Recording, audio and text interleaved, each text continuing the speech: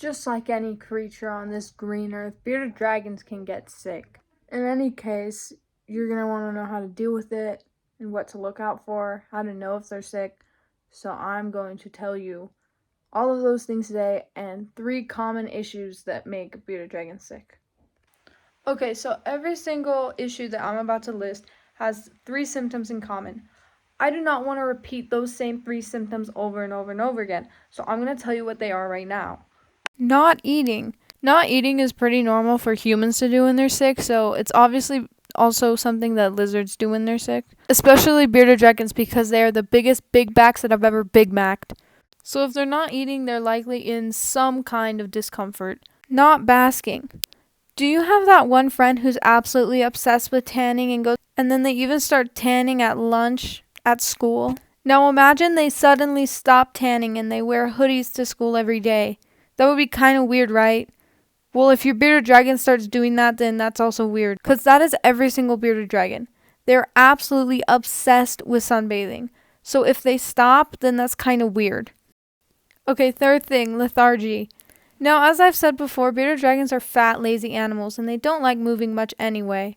But there's a difference between laziness, which is what all bearded dragons suffer from, and lethargy. A lethargic bearded dragon will not be able to keep its head up or keep its eyes open, and they'll just kind of want to lay in the corner of their room all day. So if you notice that happening, that's also kind of weird. However, these things are also broad enough to be signs of normal things. If your lizard is shedding or brumating, it's totally normal and it will cause any of these issues. So if you notice these issues accompanied by other weird behaviors, and I'll tell you the specific symptoms, then you should probably just take them to the vet. Also, some of the hardcore reptile enthusiasts might realize that there's a condition missing here. I'm not talking about metabolic bone disease again. I've talked about it 2 times already, so just go watch those videos if you want to know about it, because it is important. But I'm so sick of repeating myself. First issue, impaction. When there's a blockage in the lizard's intestines. Impaction is basically a fancy way of saying your lizard is clogged and they're super constipated. So impaction isn't hard to detect.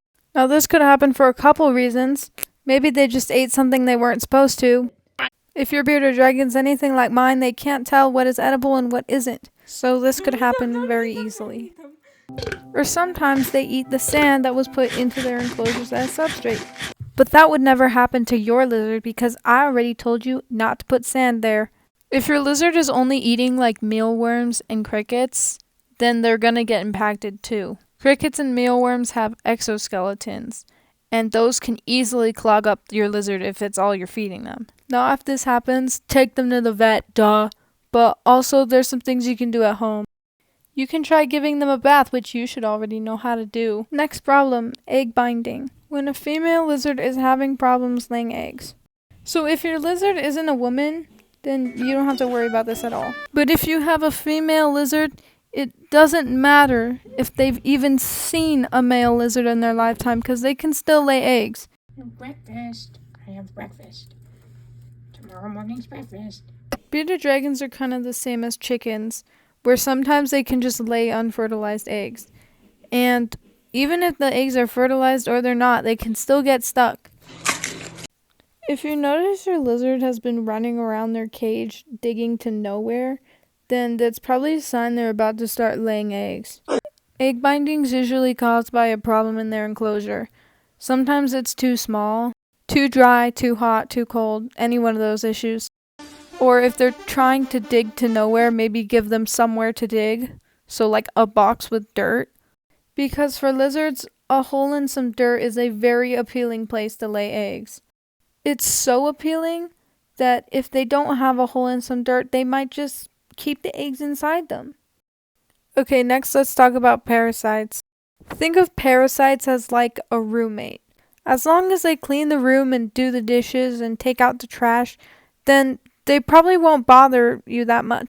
But now imagine they don't do the trash and they're unemployed and they're eating all the food out your fridge and not replacing it. Then yeah, you might want to kick them out. Well, that's what parasites are like for bearded dragons, because a lot of bearded dragons live with parasites without issue. It's only when the parasites start causing problems that you want to get rid of them. There's a few easy ways to tell if parasites are bothering your lizard. One sign to watch out for is if they're just absolutely blasting out their back end. If they just start losing tons and tons of weight. But how do you tell your lizard isn't too skinny? Now this deer lizard of mine is not skinny. It is a great big fat lizard. So I will show you what makes her great big and fat. She has little fat bubbles underneath her arms. And they're squishy. And they're bulbous. So that means that they are a healthy weight. Reptiles also commonly store fat in their tails. So if your lizard's tail is squishy and their hips aren't protruding, then that's a good sign. If you could see their spine is like super protruded too, unlike hers, come back. It's also a sign that they're healthy. Usually if a bearded dragon gets parasites, it's because the cage was unhygienic. If the water in their water bowl is green and there's poo-poo stains all over the floor, then that's kind of just inviting squirmies to come on in. Once the vet tests the dookie that you brought them like a little present, you will have your answers. Now I get it. At this point, you're probably pooping your pants as you're watching this because you don't want to have to deal with all these conditions. But I have some tips for you so you will never have to.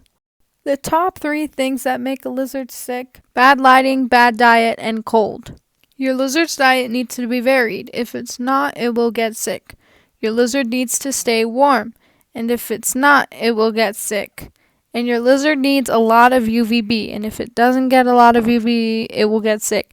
And you can learn more about all of these things on separate videos on my channel. So if you just keep these things in mind, your lizard will probably stay very healthy. And remember to always consult a vet if you suspect your lizard is sick with something. Obviously, bearded dragons can't get sick with just 3 things. It's just this video is taking so long and I don't have time to include all the things I want to include. So I'm going to make a part 2. So just stay tuned for part 2 and bye-bye.